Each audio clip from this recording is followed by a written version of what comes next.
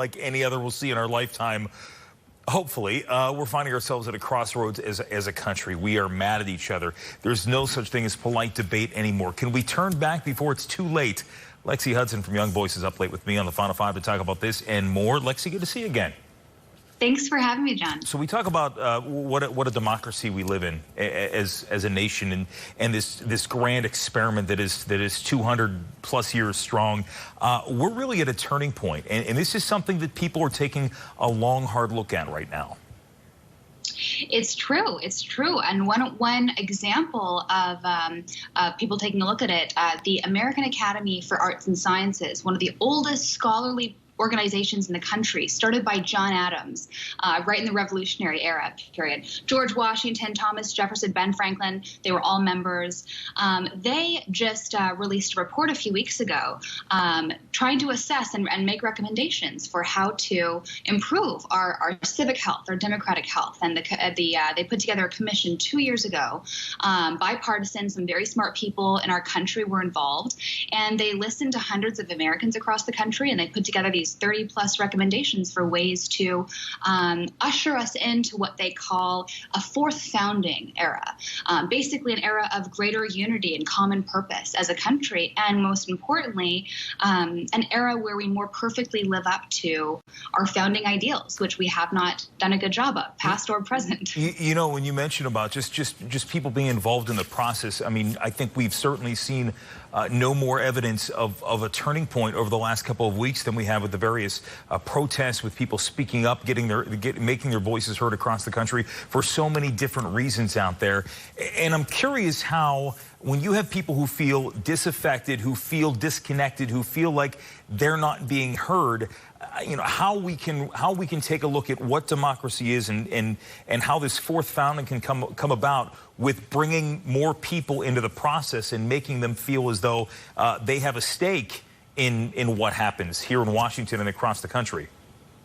Absolutely. I mean, the fourth founding actually refers to the fourth founding they refer to is you know, there were 3 foundings prior. The first was the Revolutionary period. The second was the Civil War. The third was our Civil Rights era.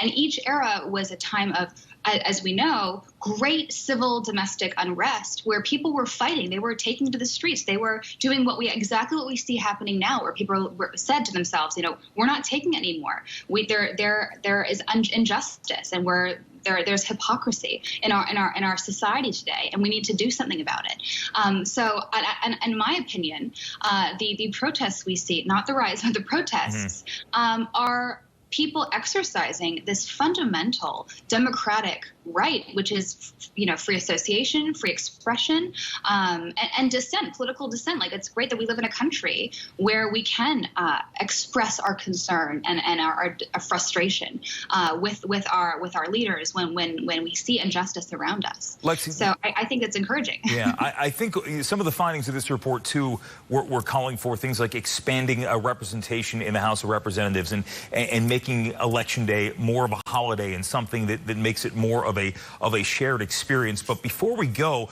one thing that came up here was just to talk about getting more people involved in the process, in the American process and the democracy, which is not just about protesting, but it's also about serving your country, whether or not it's through charitable endeavors, whether it's through the military, whether it's through volunteer work elsewhere. Absolutely. A really interesting insight from the report is they look at the 3 prongs of our civic health, which is our institutions, our civil society, and our citizens. And the most important recommendations they make are the ones that focus on what we can do as citizens to restore our civic health. And what they say is we have to rediscover love of country, appropriate as we go into 4th of July tomorrow, and also love of one another as our fellow citizens, and respecting them and living out our founding ideals of equality and justice for all in our every day.